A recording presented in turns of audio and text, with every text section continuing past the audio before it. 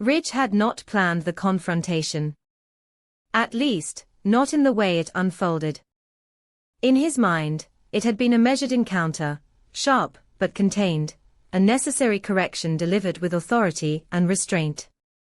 He imagined himself walking into Katie's office, with the calm confidence of a man defending a legacy older than either of them, speaking in controlled sentences, laying out facts, demanding answers. What actually happened bore no resemblance to that internal rehearsal. The moment he learned that another senior designer had resigned from Forrester to accept a position under Katie's new fashion venture, something in him snapped with a soundless violence. It was not simply anger. It was the sensation of being invaded, of watching the walls of a fortress crumble from within. For Ridge, Forrester was not a company that employed people. It was a bloodline, a lineage, a living organism that he believed responded to loyalty the way a body responds to oxygen. To take from it was not business. It was betrayal. When he stormed into Katie's space, the air itself seemed to tighten. He did not bother with greetings, did not soften his voice, did not even pause to consider how his presence might feel to her. The words came out clipped, sharp, edged with accusation. He demanded to know how long she had been circling his company like a predator, whispering into the ears of people who had been nurtured, trained, elevated by Forrester. He framed it as theft, as a calculated campaign to drain the lifeblood of a house she had once been welcomed into. In his mind, Katie was not just starting a business, she was committing a personal affront, an act of defiance against a family that had, at various times, sheltered her, supported her, forgiven her. His fury fed on a narrative of ingratitude, and the more he spoke, the more righteous he felt. Katie did not retreat. That, perhaps, was the first mistake, though not hers. She stood her ground, meeting Ridge's glare with a steadiness that surprised even herself. She denied the charge of theft without apology, without embarrassment. She did not lower her voice, but neither did she raise it. Instead, she spoke with a clarity that cut through his assumptions. She told him she had not stolen anyone, that she had not coerced, manipulated, or seduced Forrester employees with false promises. She said she had opened a door, nothing more, and that the people who walked through it did so of their own free will. Her words carried a deeper sting. She suggested that those who left had not been valued as Ridge liked to believe, that talent at Forrester had long been filtered through favoritism, bloodlines, and selective blindness. Opportunity, she argued, was not property. It could not belong to a single name, no matter how storied that name was. For Ridge, her defense felt like a provocation. It struck directly at the carefully maintained image he held of himself as a fair leader, a protector of creativity, a man who rewarded merit. Katie's words implied that his empire had cracks he refused to see, and that implication threatened him more than the loss of any single employee ever could. He felt cornered, and like many men unaccustomed to being challenged in that way, he reacted not with reflection, but with escalation. His tone sharpened, his posture loomed, his body language speaking a language of dominance he had absorbed over a lifetime of power. He told her she was playing a dangerous game, that she was positioning herself as an enemy whether she admitted it or not. He framed loyalty as a moral obligation, and suggested that anyone who abandoned Forrester in favor of her venture had revealed their true character. Katie listened, but something inside her began to shift. The conversation was no longer about business. It was about identity, about who had the right to build, to lead, to matter. She recognized the pattern in Ridge's words, the unspoken assumption that Forrester was a sacred space and that anyone operating outside of it, especially someone like her, was trespassing. For years, she had lived adjacent to powerful names, her contributions often framed as supportive rather than foundational. She had been useful, appreciated, sometimes admired, but rarely acknowledged as formidable in her own right. As Ridge spoke, she realized that no matter how carefully she played by the rules, she would always be seen as an outsider who needed permission. That realization hardened her resolve. When the slap came, it was sudden and devastating, not because of the physical pain alone, but because of what it represented. Ridge did not strike her in a moment of chaos or mutual struggle. He did it as punctuation, as a deliberate act meant to silence and dominate. The sound echoed, sharp and final, slicing through the room like a verdict. For a fraction of a second, time fractured. Katie felt the sting bloom across her face, felt her balance falter, felt the shock ripple through her body. But beneath the physical sensation, something far more powerful ignited. Her dignity recoiled, then surged forward with ferocity. The slap was not just an assault. It was a declaration that Ridge believed he had the right to police her ambition, to punish her defiance, to remind her of her supposed place. The silence that followed was heavier than the impact itself. Ridge seemed almost startled by his own action, though he would never admit it. For a brief moment, he stood frozen, as if expecting the world to reset, as if expecting Katie to shrink, to cry, to retreat. Instead, she straightened. Her eyes, wide with shock only seconds earlier, narrowed with clarity. The humiliation did not break her, it crystallized her. She understood, in that instant, that there would be no middle ground, no polite coexistence, no quiet competition. Ridge had made it personal, irrevocably so. Katie did not scream.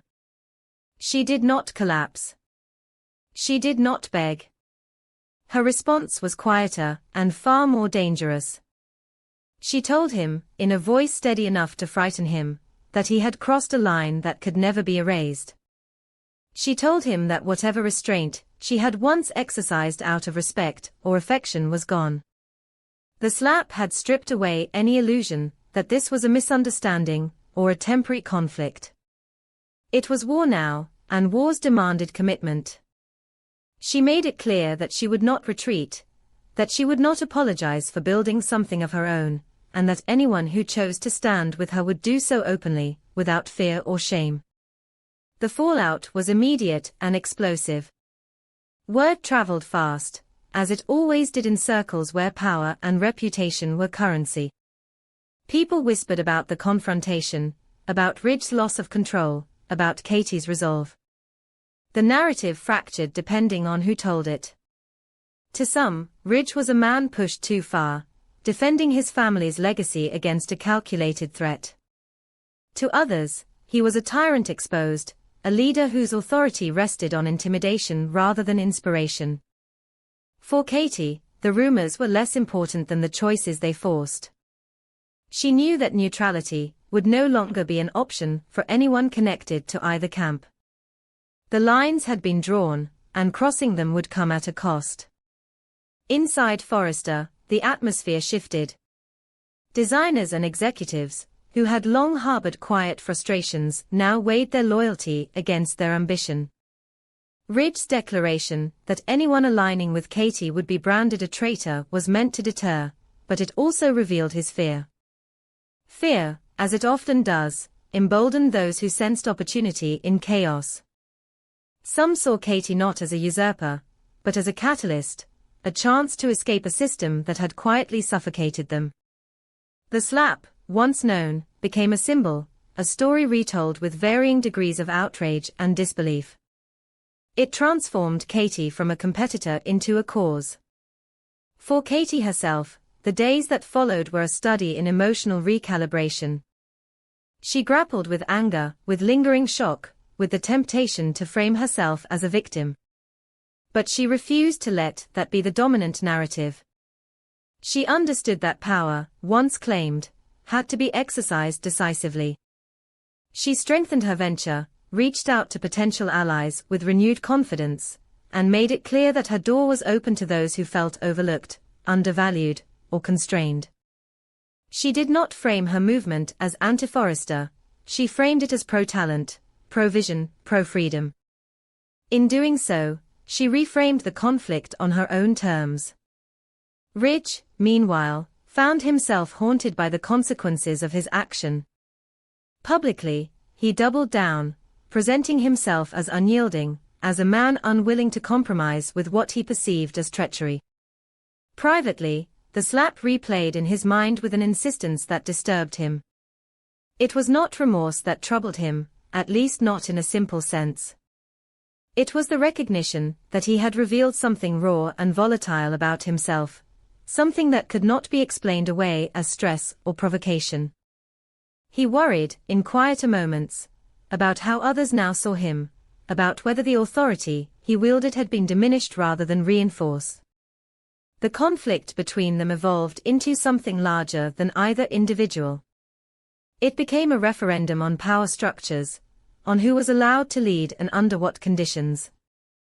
Katie's refusal to be cowed resonated with those who had learned to survive by shrinking themselves. Ridge's rigid defense of Forrester appealed to those who feared instability and believed that hierarchy was necessary to preserve excellence. The industry watched closely, sensing that whatever emerged from this clash would set a precedent. As alliances shifted and tensions escalated, one truth became undeniable: the slap had changed everything. It had stripped the conflict of pretense and exposed its emotional core. What began as a dispute over talent and opportunity had become a battle over respect, autonomy, and the right to define one's worth.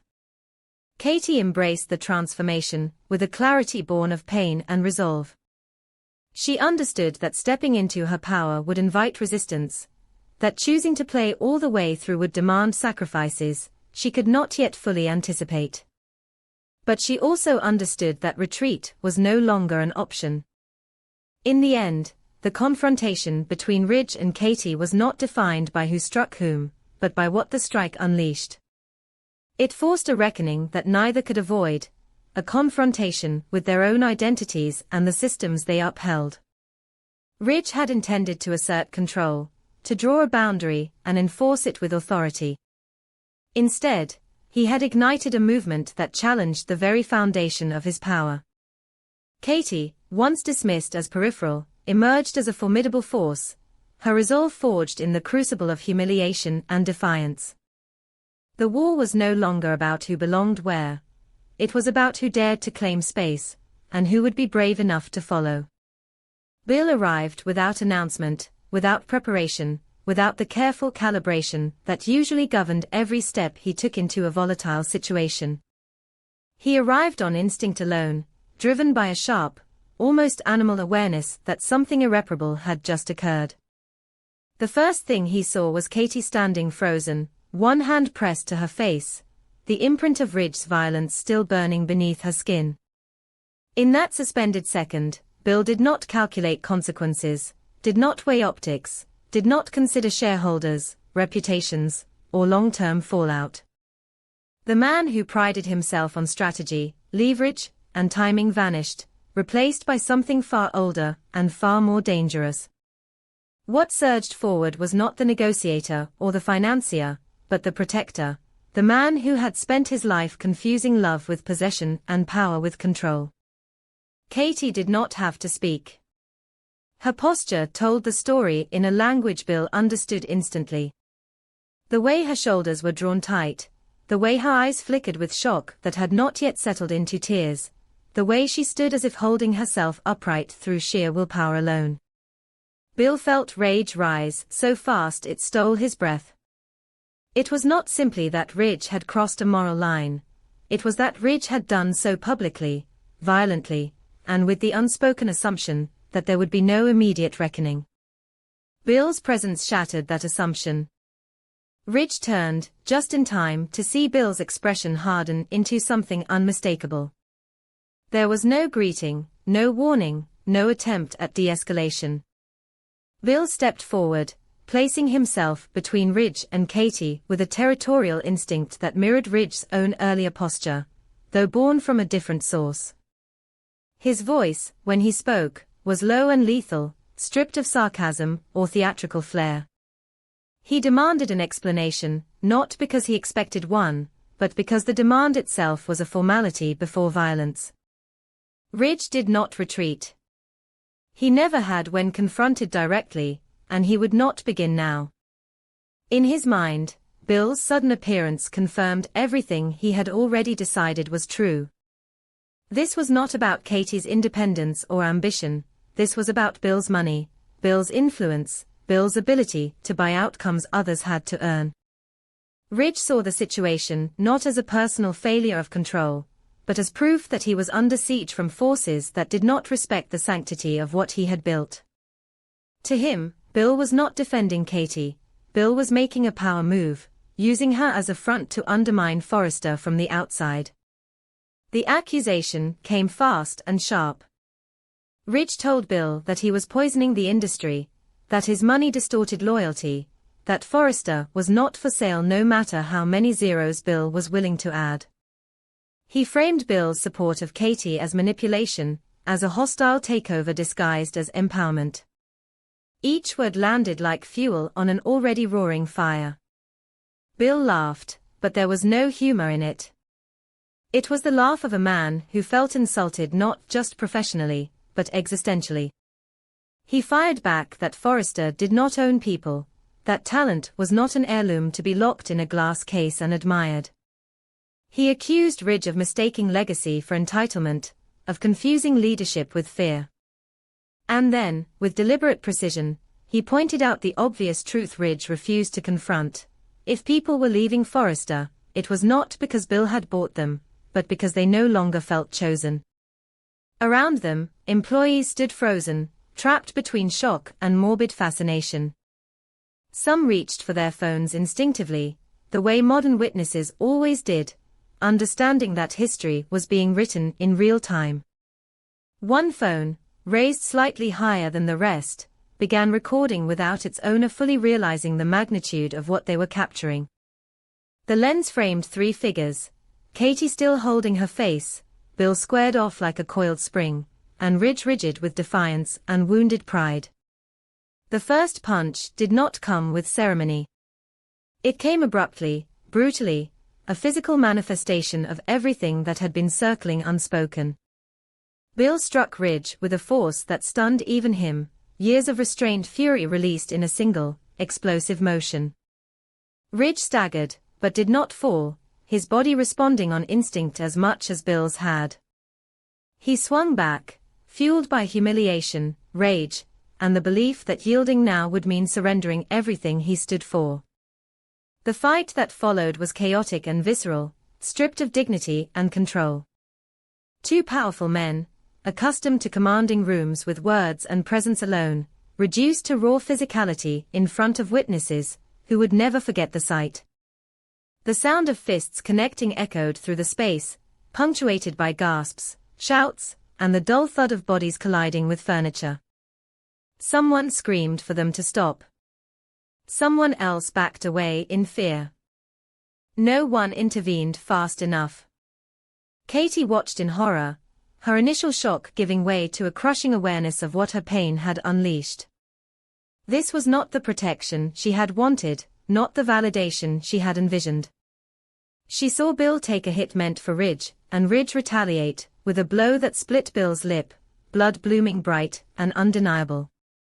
Each strike felt like a verdict being handed down in her name, and the weight of that realization pressed heavily against her chest.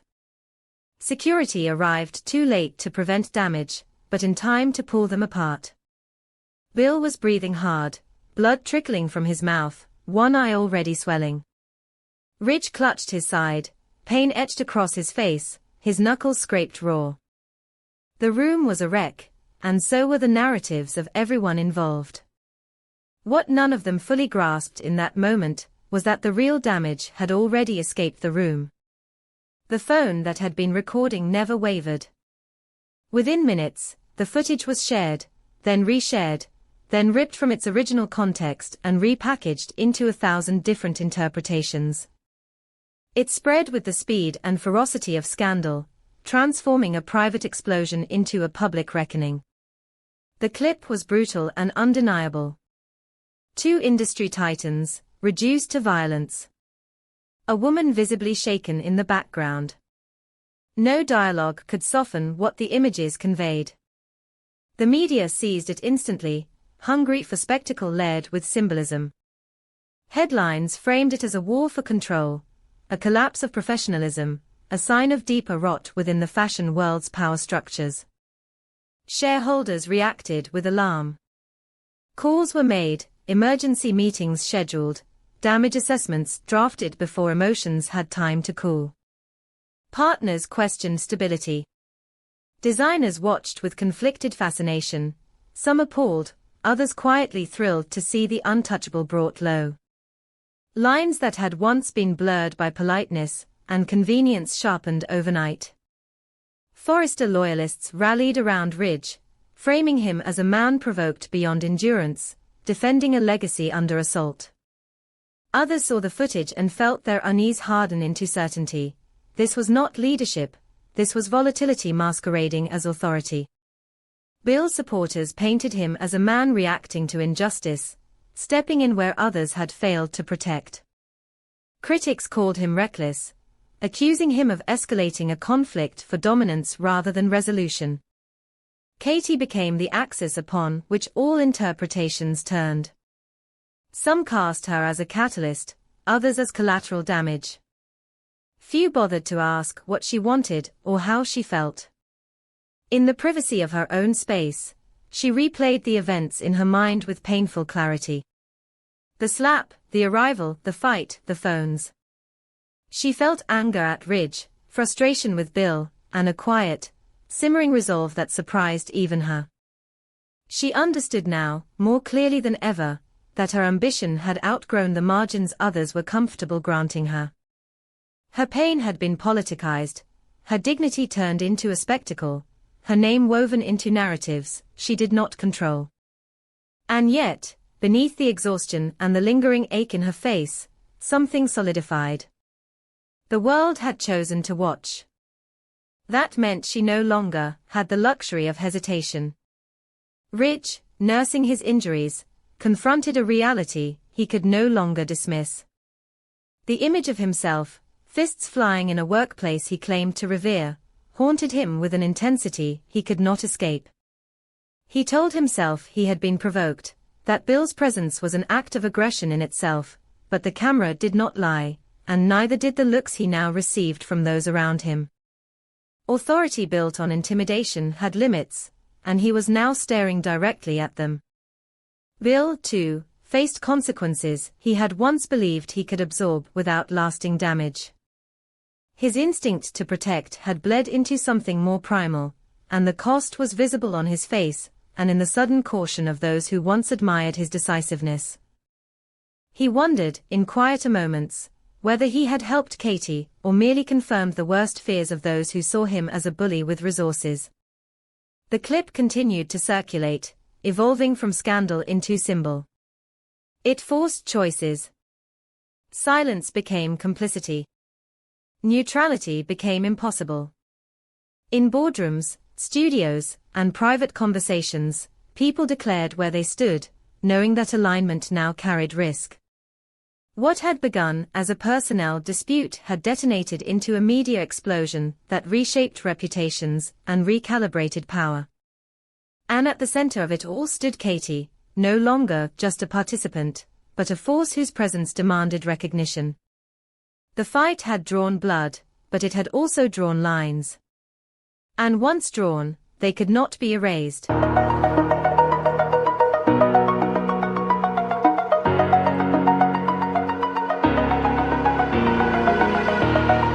Oh.